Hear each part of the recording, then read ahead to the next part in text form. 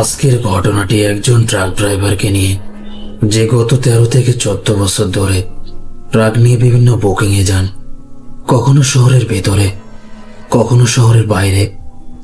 লোকটার বয়স এখন 42 বছর। আর ঘটনাটা ঘটেছিল আজ থেকে প্রায় 3 বছর আগে। সেই দিন সে এমন কিছুর মুখোমুখি হয়েছিল, এমন এক জায়গায় গিয়ে পৌঁছেছিল যেখানে মৃত্যুই যেন তার সামনে দাঁড়িয়েছিল। কিভাবে সে বেঁচে ফিরল, কিভাবে সেই ভয়ঙ্কর অবস্থার মোকাবেলা করল, আর সে কোন অদ্ভুত ও কৃপি জীবের মুখোমুখি হয়েছিল, সব জানতে হলে এখনই হেডফোন লাগিয়ে নিন, নীরব জায়গায় বসে যান, যেন পুরো ঘটনাটি অনুভব করতে পারেন। তাহলে আর দেরি না করে চলুন এবার আমরা ঘটনায় চলে যাই। আমার নাম তাহির, বয়স প্রায় 42 বছর। আমি গত 13 বছর ধরে ট্রাক চালাচ্ছি। ট্রাকটা আমার নিজের। এর আগে এই একই ট্রাক আমার বাবা চালাতেন, আল্লাহ তাকে জান্নাত নসিব করুন। এখন তিনি এই দুনিয়ায় নেই, ইন্তেকাল করেছেন। ছোটবেলা থেকেই আমার পড়াশোনায় মন ছিল না, তাই বাবার সঙ্গে বিভিন্ন রুটে যাওয়া শুরু করি। বাবাও বুকে বুকে ট্রাকের বুকিং নিতেন। সেদিক থেকে বলতে গেলে ছোট থেকে এই লাইনের অভিজ্ঞতা আমার হয়ে গেছে। এখন আমি বিবাহিত, আমার 3 ছেলেও আছে। বড় ছেলে 22 বছরের, তবে ওদের 3 জনেরই পড়াশোনার প্রতি আগ্রহ আছে, তাই কখনোই এই পেশায় নিয়ে আসিনি। চেয়েছি যেন তারা পড়াশোনা করে ভালো জায়গায় পৌঁছায়, তাই আমি একা এই কাজটা চালিয়ে যাচ্ছি।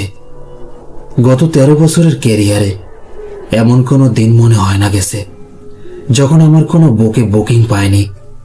আলহামদুলিল্লাহ, ছোট হোক বা বড়, কোনো না কোনো বুকিংয়ে আমি পেয়ে যাই। এটা আল্লাহর একটা দয়া আমার ওপর। আমি আজ যে ঘটনাটা শেয়ার করতে যাচ্ছি সেটা ঘটেছিল প্রায় 9 বছর আগে।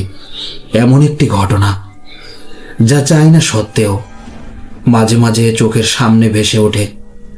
ঘটনাটা ছিল এরকম। আমি একদিন একটি বুকিং পাই। আমাকে গুজরানওয়ালা থেকে দূরের এক গ্রামে যেতে হবে। দূরত্ব প্রায় 350 কিলোমিটার। জিনিসপত্র ছিল জাহাজের বিয়ের মানে ফার্নিচার আর অন্য সামগ্রী।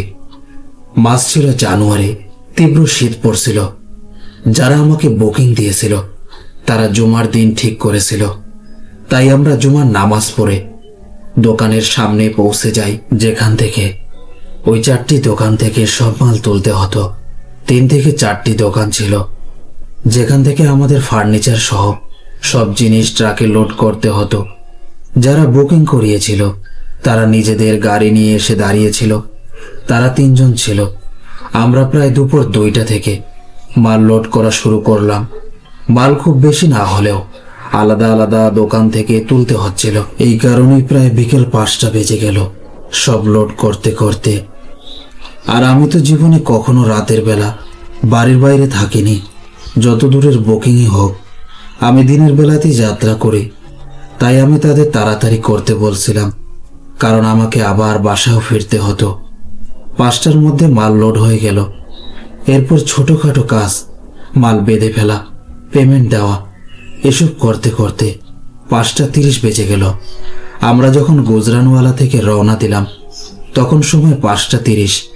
আমি বিসমিল্লাহ পড়লাম, সফরের দোয়া পড়লাম। তারপর 3 জনের মধ্যে 2 জন তাদের গাড়িতে উঠল, আর 1 জন এসে আমার ট্রাকে উঠে বসল।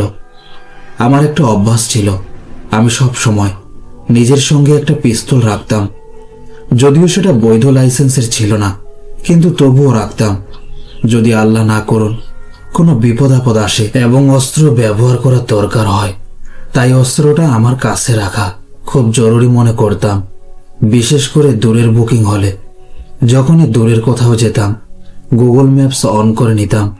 সেদিনও অন করে নিয়েছিলাম। তাদের গাড়ি সামনে ছিল আর আমি ট্রাক নিয়ে তাদের পিছন পিছন যাচ্ছিলাম। মাত্র 10 থেকে 15 মিনিটের মধ্যেই আমরা মোটরওয়েতে উঠে পড়েছিলাম। মোটরওয়ে দিয়ে অনেক দূর গিয়ে গ্রামের দিকে ঢুকতে হতো। যে রাস্তা দিয়ে গ্রামের দিকে যেতে হতো সেটা ছিল একেবারে কাঁচা রাস্তা। মোটরওয়ে থেকে নেমে অনেকটা পথ সেই কাঁচা রাস্তায় যেতে হতো। যদিও সেটা মাটির রাস্তা ছিল, কিন্তু সেখানে কোনো গর্ত বা ঝাঁকুনি ছিল না, একেবারে স্মুথ রাস্তাই ছিল। যতই আমরা গ্রামের দিকে এগোচ্ছিলাম, মোটরওয়ে থেকে নামার পর আমি একটা অদ্ভুত ব্যাপার খেয়াল করতে লাগলাম। সাধারণত হয় রাস্তায় দুই পাশে হয় জঙ্গল থাকে, না হয় মাঠ, কিন্তু এখানে কখনো জঙ্গল, কখনো খোলা মাঠ, কখনো ফসলি জমি, তো কখনো ছোট ছোট ঝুপড়ি ঘর দেখা যাচ্ছিল। এটা দেখে আমি খুবই অবাক হচ্ছিলাম। জীবনে প্রথম এমন দৃশ্য দেখছিলাম। যেমনটা বলেছি, সেই দিন ছিল শীতকাল। আমরা যখন ওই পথে পৌঁছালাম তখন 7:30 বেজে গেছে। ফসলের উপর ঘন কুয়াশা নেমে এসেছে। উপরের আকাশটা পুরো পরিষ্কার আর ঠান্ডা খুবই তীব্র। তাদের গাড়ি আমাদের ট্রাকের একেবারে সামনে যাচ্ছিল। হঠাৎ করে তারা হাত দিয়ে ইশারা করলো এবং গাড়ি থামালো।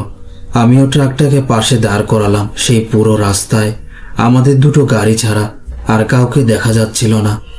একেবারে নির্জন রাস্তায় ছিলাম আমরা। গাড়ি থেকে একজন লোক নামলো এবং আমাদের দিকে এগিয়ে এলো। তার হাতে কিছু জিনিস ছিল। কাছে এসে দেখি তার হাতে একটা চায়ের থার্মস, কাপ আর সঙ্গে বিস্কুট, আরো কিছু ছিল খাবার। সে আমাদের দুইজনকে থার্মস দিল, কাপ দিল আর খাওয়ার জিনিসগুলো দিল। এভাবে আমরা ট্রাক চালাতে চালাতে চা খাচ্ছি আর বিস্কুট ও সিঙ্গারা খাচ্ছিলাম। ওরা সবাই সিঙ্গারা খাচ্ছিল এবং আলাদা জিনিস খাচ্ছিল। আর আমারও এই সফরটা বেশ মজার লাগছিল। আমি পুরোপুরি এটা এনজয় করছিলাম। কিন্তু একটাই চিন্তা আমাকে বারবার কুরে কুরে খাচ্ছিল। আজ যেভাবেই হোক আমাকে বাড়ি ফিরতেই হবে।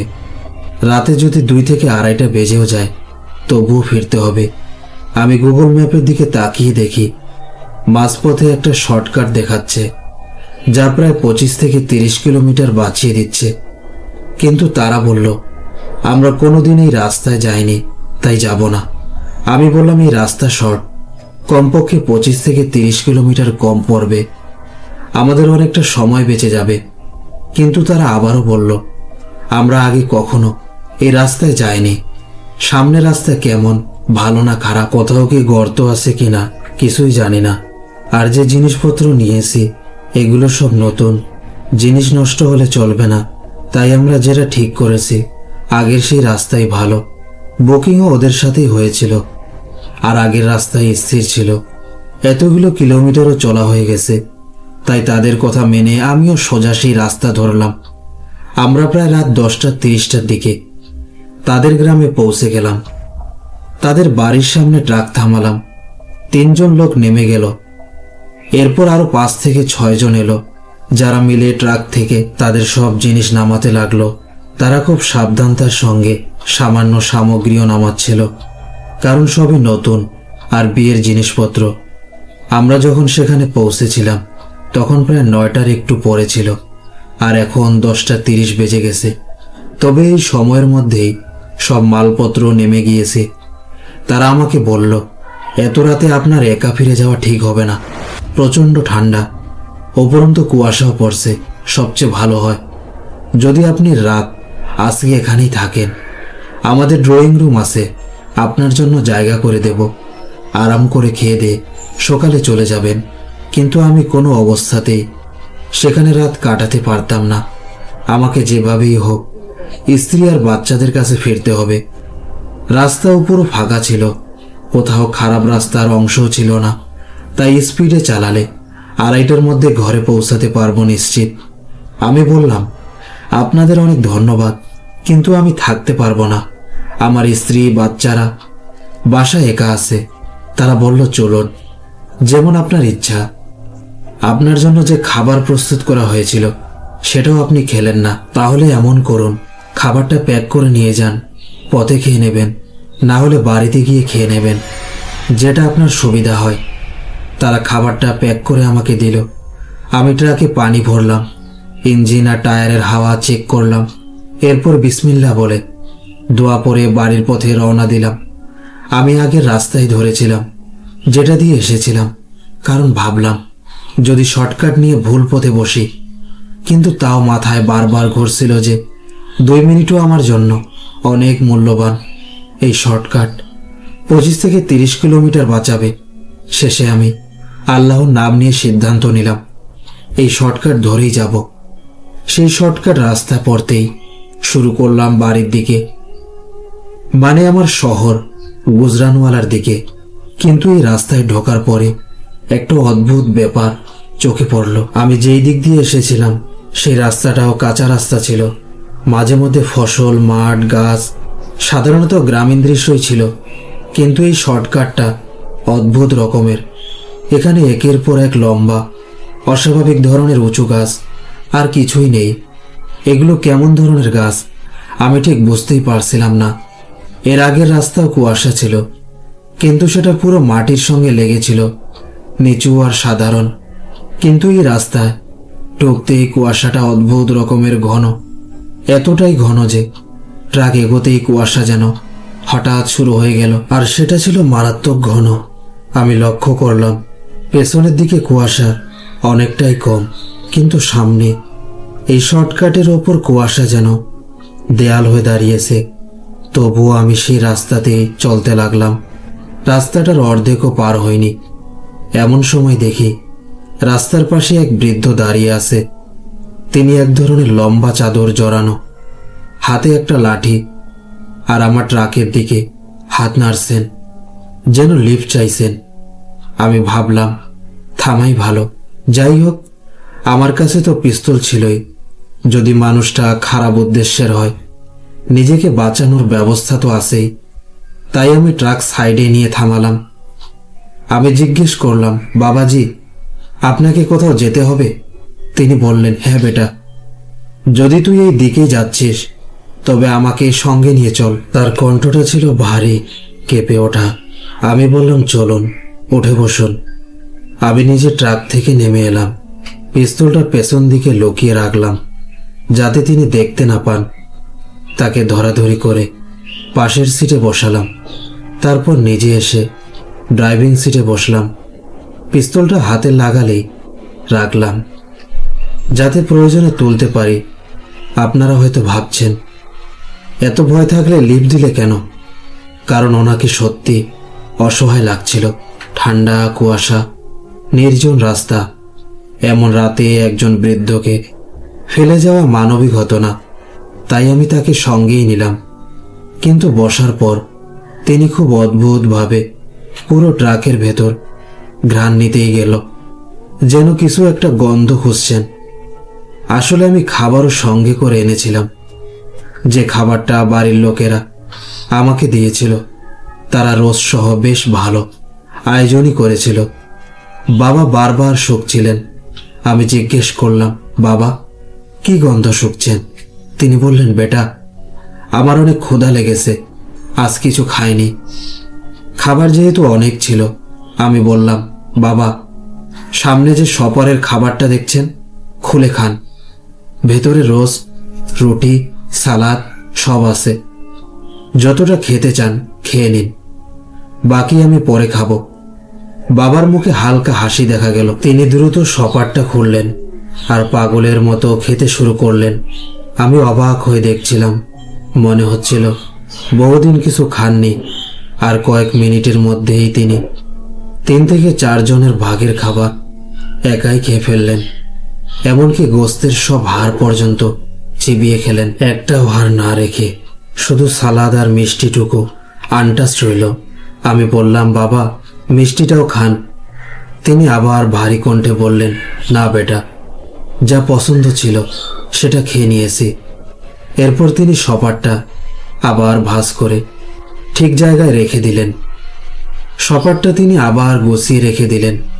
আমরা সেই রাস্তায় চলতে থাকলাম।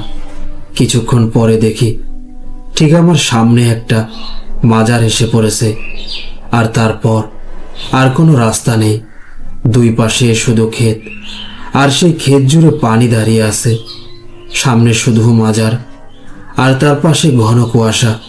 কিন্তু গুগল ম্যাপস এখনো দেখাচ্ছে রাস্তা নাকি একেবারে সোজা, যা মোটরওয়েতে গিয়ে মিলবে। কিন্তু বাস্তবে তো সামনে পুরো রাস্তার মাঝখানে মাজার। আমি বিরক্ত হয়ে বললাম, আমার সেই আগের রাস্তা দিয়েই যাওয়া উচিত ছিল। এটা কি ধরনের মজা? রাস্তার মাঝখানে মাজার দাঁড়িয়ে আছে, আর গুগল ম্যাপসও ঠিক মতো দেখাচ্ছে না। আমার কত সময় নষ্ট হলো। এখন আবার পুরো ঘুরে পিছন গিয়ে সে রাস্তায় উঠতে হবে। এইসব বলতে বলতে আমি পাশের সিটে তাকালাম। বাবা সেখানে নেই। আমি মুহূর্তের জন্য জমে গেলাম। সিটে হাত দিয়ে দেখলাম সত্যি তিনি নেই। আমার মাথা পুরো শূন্য। মাত্র 10 থেকে 15 মিনিট আগেই তো বৃদ্ধ লোকটা বসেছিল, চাদর গায়ে, লাঠি হাতে, এবং সে তো আমার দেওয়া খাবারও খেয়েছে। সেই খাবারটাও তো অর্ধেক নেই। তাহলে এখন কোথায় গেল সে? আর সামনে দাঁড়িয়ে আছে সে অদ্ভুত মাজার। হালকা হলুদ রঙের আলো জ্বলছে, খুবই ম্লান, খুব অস্বস্তিকর আলো। আমি ভয়ে জমে যাচ্ছিলাম।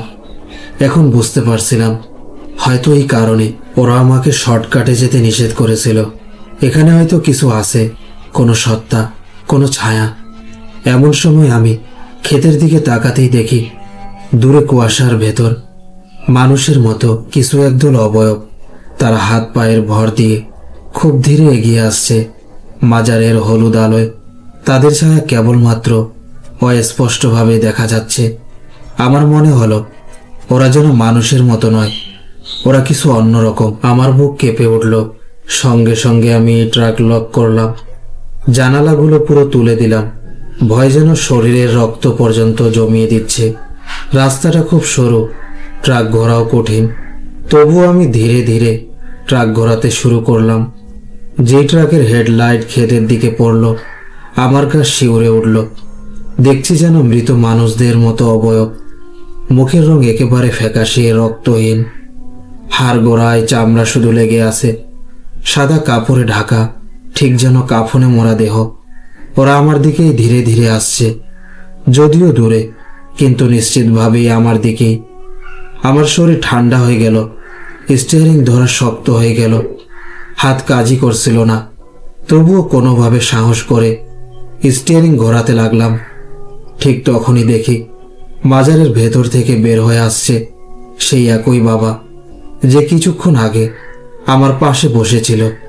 এখন তার গায়ে চাদর নেই, হাতে কোনো লাঠিও নেই। তিনি খুব স্বাভাবিকভাবে হেঁটে আমার ট্রাকের কাছে এলেন।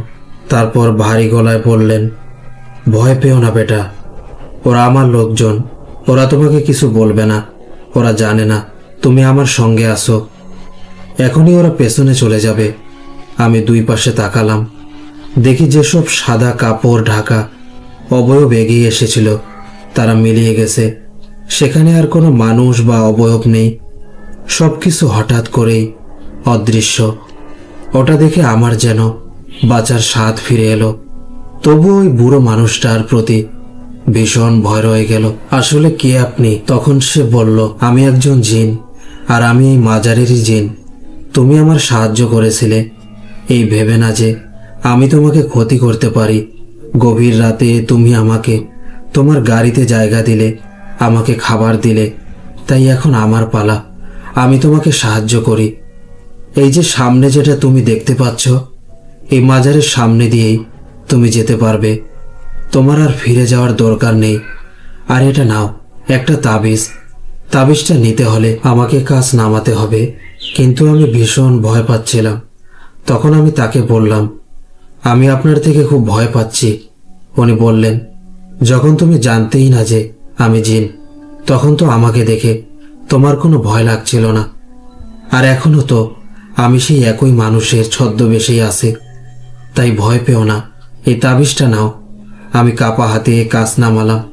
তিনি আমাকে তাবিজটা দিলেন। আমি তাড়াতাড়ি আবার কাজ তুলে দিলাম। তিনি বাইরে থেকে আবার বললেন, তোমার জীবনে কোনোদিন যদি আমার দরকার হয়, এই তাবিজ তোমার কাছে আছে। এটা মুঠোয় ধরে আমাকে ডাকলেই আমি হাজির হব। কিন্তু মনে রেখো, তুমি কখনোই আমাকে কোনো খারাপ উদ্দেশ্যে ডাকবে না। কারো ক্ষতি, কারো সর্বনাশ, এসবের জন্য ডাকলে আমি সাহায্য করব না। যদি কাজে কোনো খারাপ ইচ্ছে না থাকে তবে আমি সাহায্য করব। এই কথা বলে তিনি মাজারের দিকে ফিরে গেলেন। আর হাঁটতে হাঁটতে তিনি মানুষের চেহারা থেকে সরে গিয়ে তার আসল গায়েবী রূপে ফিরে এলেন। সেটা দেখে আমার ভীষণ ভয় লাগলো। মনে হলো যেন আমার হৃৎপিণ্ড পাঁজর ভেঙে ড্যাশবোর্ডে লাফিয়ে পড়বে। সে রূপ এতটাই ভয়ঙ্কর ছিল।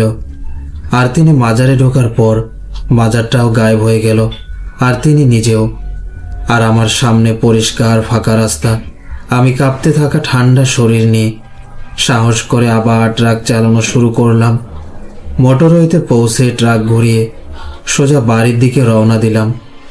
রাত 3:30 নাগাদ আমি বাড়ি পৌঁছে গেলাম। ট্রাকটা বাড়ির পাশের প্লটে দাঁড় করিয়ে ঘরে ঢুকে স্ত্রী সন্তানদের সালাম দিলাম। তারপর নিজের ঘরে গিয়ে মুখ শরীর কাঁথা দিয়ে ঢেকে শুয়ে পড়লাম। ওরা জিজ্ঞেস করলো, সব কিছু ঠিক আছে তো? শরীর ঠিক আছে? আমি বললাম, হ্যাঁ ঠিক আছে, শুধু খুব ক্লান্ত, আমাকে ঘুমাতে দাও। সকালে ঘুম থেকে উঠে দেখি আমার 105 ডিগ্রি জ্বর। ছেলে আমাকে ডাক্তারখানায় নিয়ে গেল, চেক আপ হলো, ঔষধ দিল। 5 থেকে 6 দিন ধরে আমার খুব খারাপ অবস্থা ছিল। জ্বর কিছুটা কমলেও যখনই আমি সেই রাতের ঘটনাটা মনে করতাম আমার জ্বর উঠে যেত। আর সেই তাবিজ যেটা তিনি আমাকে দিয়েছিলেন সেটা এখনো আমার পকেটে ছিল, আজ অবধিও সেটা আমার কাছে আছে। এটা আমাকে মনে করিয়ে দেয় যে সেই ঘটনা সত্যিই ঘটেছিল 3 বছর আগে। মানুষ বলে এটা নাকি আমার কল্পনা, কিন্তু আমি জানি ওটা কোনো কল্পনা ছিল না। আর আমার কাছে থাকা সেই তাবিজই তার সবচেয়ে বড় প্রমাণ। আমি সেই তাবিজ সম্পর্কে আমার স্ত্রীকেও জানিয়েছিলাম। তিনি বললেন, হয়তো তোমার কাছে আগে থেকে কোনো তাবিজ ছিল, হয়তো কোনো কারণে তুমি তা ব্যবহার করছো। তবে তুমি যা বলছো তার বিশ্বাস করা আমার জন্য কঠিন হতে পারে। তখন তোমার শারীরিক অবস্থা খারাপ থাকায় তোমার মনে সবকিছু এমনই লাগছিল। কিন্তু আমি জানি সেই দিন আমি সত্যিই এক জিনকে আমার ট্রাকে বসিয়েছিলাম, আর সেই তাবিজও তার দেওয়া। তবে আমি তাকে ডাকবার কথা ভাবতেও চাই না, যতই কঠিন পরিস্থিতি হোক না কেন, কারণ সেই রূপটা আমার মনের চোখে বারবার ফিরে আসে যখন সে মাজারের দিকে যাচ্ছিল। আরও অনেক মানুষের সঙ্গে আমি ওই রাস্তার কথা জানিয়েছি, তারা সবাই একই কথা বলেন। ওটা সত্যি এক ভীষণ অদ্ভুত জায়গা। সেখানে এক প্রাচীন জিনের আধিপত্য রয়েছে। তার মাজারও বহু মানুষ দেখেছে, কখনো দেখা যায়, কখনো তা হঠাৎ অদৃশ্য হয়ে যায়। তাহলে এটাই ছিল আমার ঘটনা। কেমন লাগলো আপনাদের? এটা আমার সঙ্গে ঘটে যাওয়া একদম সত্যি বাস্তব ঘটনা। আমি প্রথমবার এই ঘটনাটি শেয়ার করছি, আশা করি আপনাদের ভালো লাগবে। অনেক ধন্যবাদ তাহির ভাইকে এত ভয়ঙ্কর একটি ঘটনা সবার সাথে শেয়ার করার জন্য। প্রিয় লিসেনার্স, চলুন এবার আরেকটি ঘটনায় চলে যাই। আমার নাম শাকিল খান, বয়স 25 বছর। আমি একটি পশতুন পরিবার থেকে এসেছি এবং পেশায় ট্রাক ড্রাইভার। আমার সঙ্গেও একবার যাত্রাপথে একটি ঘটনা ঘটেছিল, তবে তা অন্য সব ঘটনা থেকে আলাদা। আজ থেকে প্রায় 5 বছর আগের এই ঘটনাটি শুনলে আপনাদের শরীর শিউরে উঠবে। আমার দেখা হয়েছিল এক দয়ালু জিনের সাথে, আর সেই ঘটনায় আমার জিন পরিদের প্রতি দৃষ্টিভঙ্গি পুরোপুরি বদলে দিয়েছিল। তখন আমার বয়স ছিল মাত্র 19। সত্যি কথা বলতে পড়াশোনার প্রতি আমার কোনো আগ্রহই ছিল না। কিতাব আমার কাছে বোঝা মনে হতো, স্কুলের নাম শুনলেই দমচাপা লাগতো। আমার পছন্দ ছিল শুধু ঘুরে বেড়ানো। কখনো বন্ধুদের সঙ্গে অন্য শহরে চলে যেতাম, কখনো পাহাড়ের দিকে, কখনো মেলাতে। শুধুই ঘোরা, ঘোরা আর ঘোরা। পড়াশোনার চেয়ে আমার কাছে রাস্তাঘাটের গন্ধ আর ভ্রমণের আনন্দ বেশি টানত। আমার বাবা একজন ব্যবসায়ী। আমরা 8 ভাই বোন, 4 বোন 4 ভাই। আমি সবচেয়ে ছোট। আমার থেকে বড় সব ভাই বোনের বিয়ে হয়ে গেছে। বড় ভাইয়েরা বাবার সঙ্গে মিলে আমাদের বিশাল কাপড়ের ব্যবসা দেখাশোনা করে, কিন্তু আমার কখনোই ব্যবসায় আগ্রহ হয়নি। এটা বাবা খুব চিন্তা করতেন। বাবা প্রায় বলতেন, তুমি জীবনে কি করবে?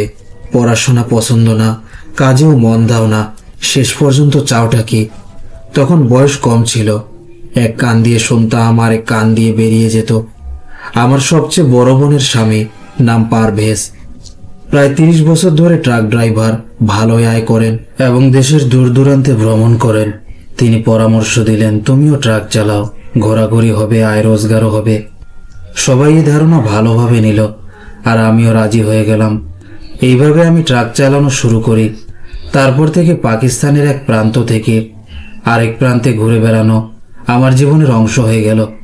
তখনও বুঝিনি এই রাস্তা শুধু শহরে নিয়ে যায় না, কখনো কখনো এমন জগতে নিয়ে যায় যেখানে মানুষ এবং যারা মানুষ নয় তাদের মাঝে থেকে পর্দা সরে যায়। ট্রাক চালাতে চালাতে কয়েক মাস কেটে গেছে। ফেব্রুয়ারির সময় আমি অ্যাপটা থেকে কনস্ট্রাকশনের মাল নিয়েছিলাম, সেটা চিত্রাল পৌঁছে দিতে হবে। সকাল 10টার দিকে যাত্রা শুরু করি। চালাতে চালাতে আসরের সময় হয়ে যায়। একটি মসজিদের কাছে ট্রাক থামিয়ে নামাজ পড়ি, তারপর আবার রওনা দিই। সূর্য পাহাড়ের আড়ালে ঢলে পড়ছিল।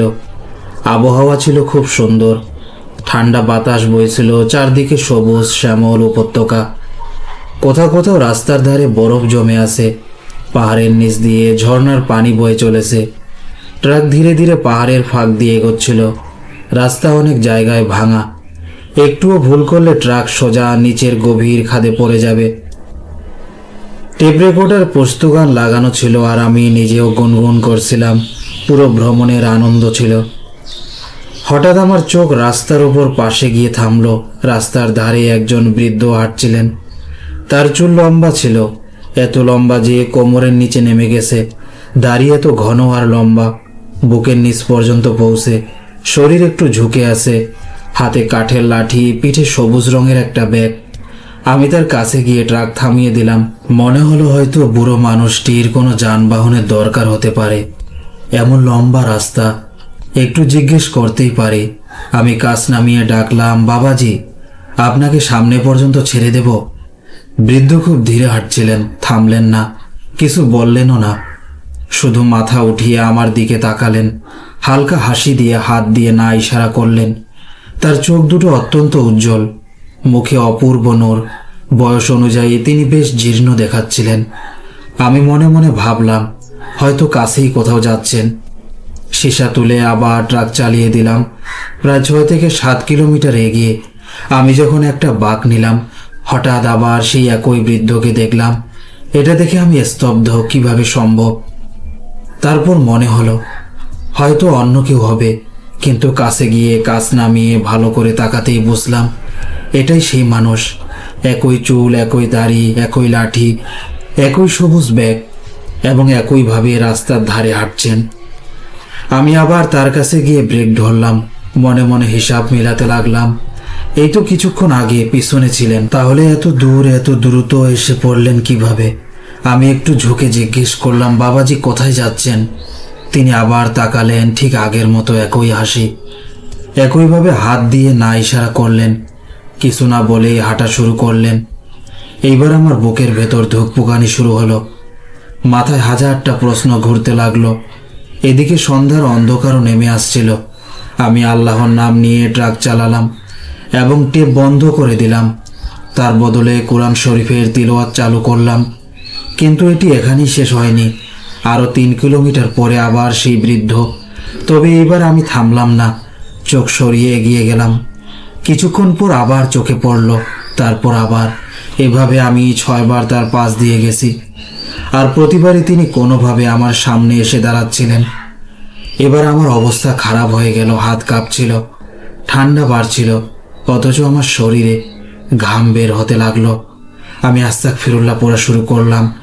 এখন আর সন্দেহ নেই তিনি কোনো সাধারণ মানুষ নন। আমি ঠিক করলাম আরেকবার সামনে পড়লে অবশ্যই কথা বলবো। জোয়ান বয়সের দুঃসাহস হয়তো। তখন মাথায় শুধু সেই ভাবনাটাই ঘুরছিল।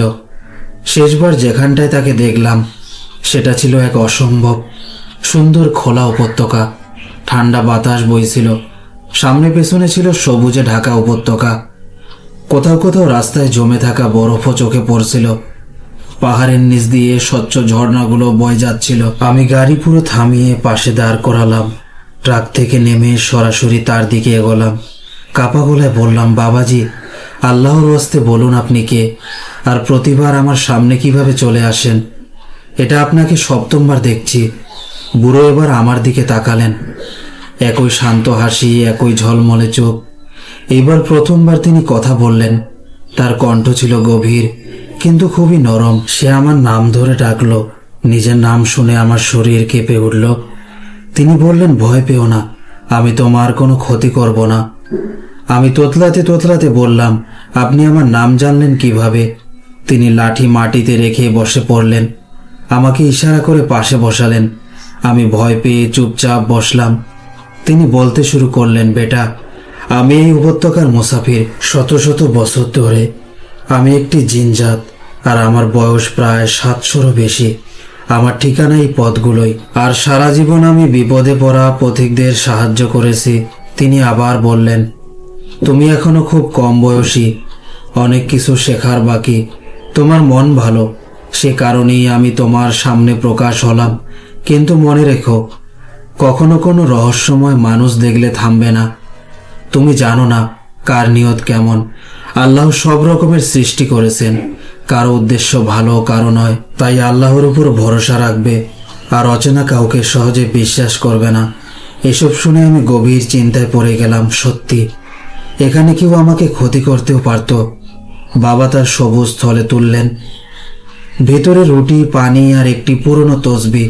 তিনি বললেন, এগুলো আমি রাখি পথিকদের জন্য, যারা ক্ষুধার্ত হয় বা পথ হারায়। তারপর জিজ্ঞেস করলেন, তোমার কিছু লাগবে? আমি তাড়াতাড়ি মাথা নাড়লাম, না। তিনি বললেন, প্রতিটি সফরের আগে 2 রাকাত নফল পড়বে, বিপদে পড়াদের সাহায্য করবে, আর কাউকে সহজে বিশ্বাস করবে না। এই পথগুলো অনেক রহস্য লুকিয়ে রাখে, যার খবর মানুষের নেই।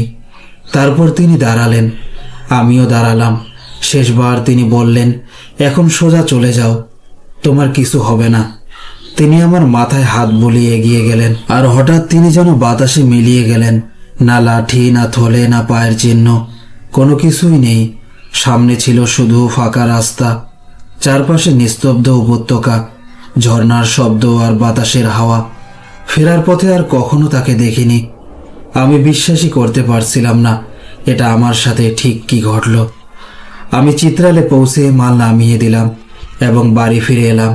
কিছুদিন পরে আমার বড় বোন আর পারভেজ ভাই বাড়ি এলে আমি সব ঘটনা তাদের বললাম। তারা চুপচাপ শুনলেন, তারপর বললেন, এরা হয় নেক জিন, যারা সারা জীবন আল্লাহর ইবাদতে থাকে এবং তার সব সৃষ্টিজীবের প্রতি গভীর মমতা রাখে। তারপর তারা আমাকে আরেকজন নেক জিনের ঘটনা শোনালেন, যা নাকি তাদের এক বন্ধুর সঙ্গে ঘটেছিল। আমি তো বুঝতেই পারছিলাম না কি বলবো। আমি একটি নেক জিনের সঙ্গে দেখা করে এসেছি, আর পুরো ঘটনাটাই এখন আমার কাছে এক স্বপ্নের মতো মনে হচ্ছিল। সেই ঘটনা 2 বছর পর আমি আবার সেই রাস্তা দিয়ে গিয়েছিলাম, কিন্তু এবার আমি কোথাও সেই বুড়ো মানুষটিকে দেখতে পেলাম না। আমি আসা যাওয়ার পুরো পথ জুড়ে অস্থির চোখে চারপাশে তাকিয়ে খুঁজলাম যদি কোথাও চোখে পড়ে, কিন্তু আমার ইচ্ছেই রয়ে গেল। আজও যখন আমি সেই দিনের কথা ভাবি, বিশ্বাসই হয় না। জিনদের সম্পর্কে আমি যে সব শুনেছিলাম তা সবই খুব ভয়ঙ্কর ছিল, কিন্তু আল্লাহ আমাকে তার এক নেক মাখলুকের সঙ্গে মিলিয়ে আমার ঈমানকে আরো দৃঢ় করে দিলেন। যেমন মানুষের মধ্যে ভালো খারাপ মানুষ থাকে, তেমনি জিনদের মধ্যেও অনেক ভালো জিন আছে, আর খুব খারাপ জিনও আছে। আমার এই ঘটনা আপনার চ্যানেলের বাকি ঘটনাগুলোর থেকে আলাদা। আমি জানি না আপনি এটিকে ভালো মনে করবেন কিনা, কিন্তু এটাই সত্য, এবং আমি এই সত্যের জন্য আমি গর্বিত। আল্লাহ হাফেজ। জি ভাই, আপনি ঠিকই বলেছেন। আপনার ঘটনা বাকি সব ঘটনা থেকে আলাদা এবং খুবই সুন্দর। আমার তো ভীষণ ভালো লেগেছে, আর আমি আশা করি লিসেনার্সদের খুব ভালো লাগবে শুনে। তাহলে এটাই ছিল আজকের ঘটনা। আশা করি আপনাদের ভালো লেগেছে। যদি ঘটনাগুলো ভালো লেগে থাকে, ভিডিওটি লাইক করতে ভুলবেন না, কমেন্টে আপনার মতামত জানাতে ভুলবেন না, এবং চ্যানেলটি অবশ্যই সাবস্ক্রাইব করে ফেলুন। আর আপনাদের সাপোর্ট খুব প্রয়োজন। ইনশাআল্লাহ দেখা হবে পরের ভিডিওতে নতুন কোনো ঘটনা নিয়ে। ততক্ষণ পর্যন্ত আল্লাহ হাফেজ।